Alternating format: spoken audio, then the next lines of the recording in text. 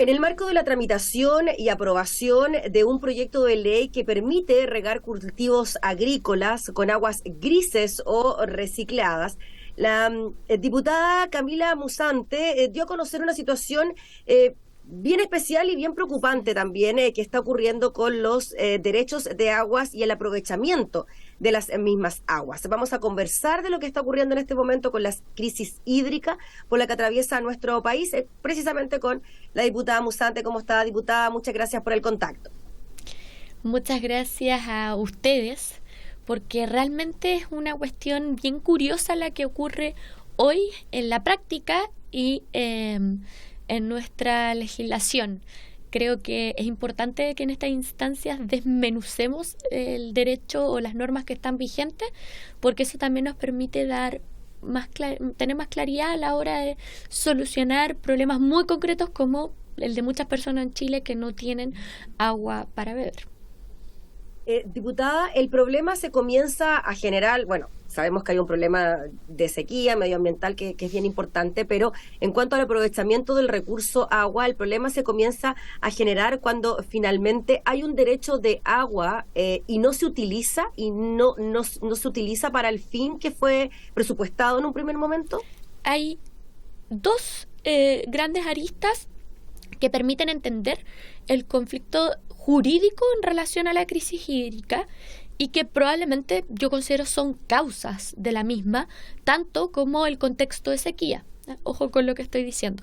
Por una parte hay un tema de administración de las aguas y por otra parte el sistema registral de los derechos de aprovechamiento de agua, ¿ya? Derechos de aprovechamiento de agua es la figura mediante la cual se adquiere la propiedad privada de las aguas y está contemplada dentro del artículo 19, número 24 de la actual Constitución vigente. Si una persona adquiere, un particular, un privado, adquiere derechos de aprovechamiento de agua, los inscribe a su nombre en un registro especial dentro del conservador de bienes raíces, ya la verdad es que es dentro del registro de aguas. Luego, lo que ocurre o la diferencia de cuando una persona adquiere un bien raíz o un bien inmueble, donde si yo lo vendo, se lo traspaso a otra persona, deja de estar a mi nombre, entonces como que va en vertical. De una persona pasó a nombre de otra persona, después la casa pasó a nombre de otra y así sucesivamente. No ocurre en el caso de los derechos de aprovechamientos de agua.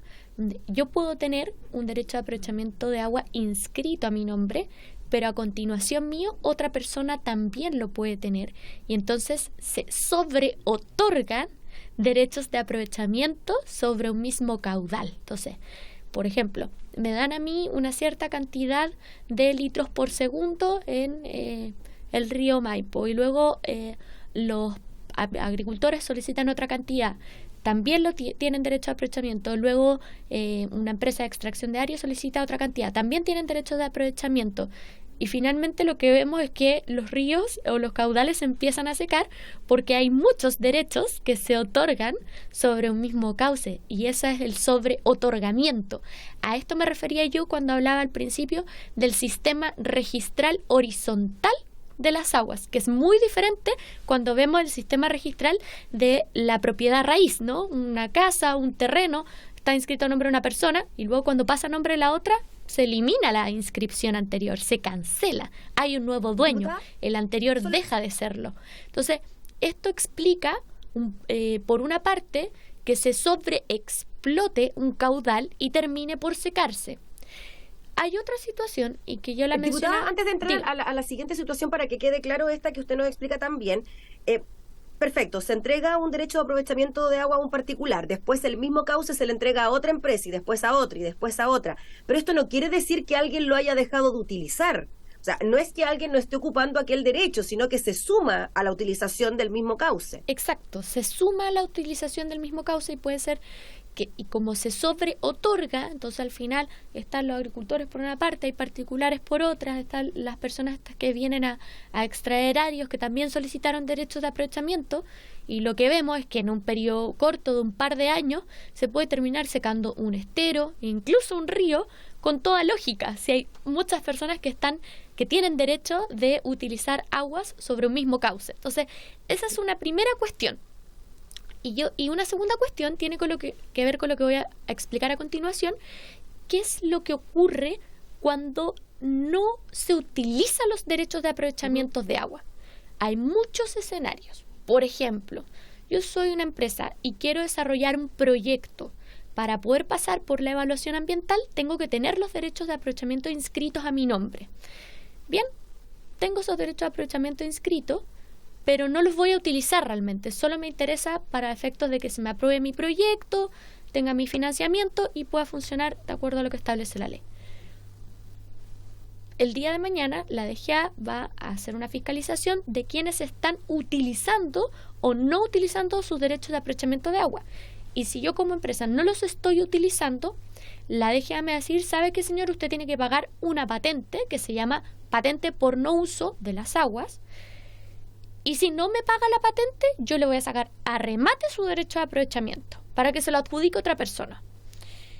Pero resulta que a los remates no a nadie, ¿ya? Porque se cita una vez, se cita otra vez, y si no hay postores, lo que dice nuestra actual legislación es que corresponde a la Dirección General de Aguas adjudicarse esos derechos. Para eso, la Dirección General de Aguas tiene que tener un presupuesto asignado. Sin presupuesto, no puede sacar a remate el derecho de aprovechamiento, y sin presupuesto no puede adjudicárselos. ¿Por qué esto es tan importante? Porque esos derechos de aprovechamiento que están inscritos a nombre de una persona, ¿ya?, o a nombre de muchas personas que no los utilizan, igual están secuestrados jurídicamente. Entonces, si yo, por ejemplo, tengo una vivienda cercana a un estero que tiene los derechos de aprovechamiento inscritos a nombre de distintas empresas y yo no tengo para tomar agua, no puedo acceder a esos derechos porque están inscritos a nombre de otras personas. Nadie se los va a ir a quitar, ¿no? Lo curioso aparece cuando existe la posibilidad de que esas aguas que no se están usando vuelvan a la administración del Estado, porque hay una reforma que se aprobó por este Congreso Nacional en el año 2021 que estableció normas muy importantes: el derecho humano al agua, que se asignaran de los derechos de aprovechamientos de agua de acuerdo a usos prioritarios, siempre respetando y priorizando el consumo humano. Entonces, ¿qué es lo que ocurre? Nosotros tenemos una reforma al Código de Aguas, que es del año 2021, que establece estos principios que son fundamentales, pero no es retroactivo, o sea, va hacia adelante.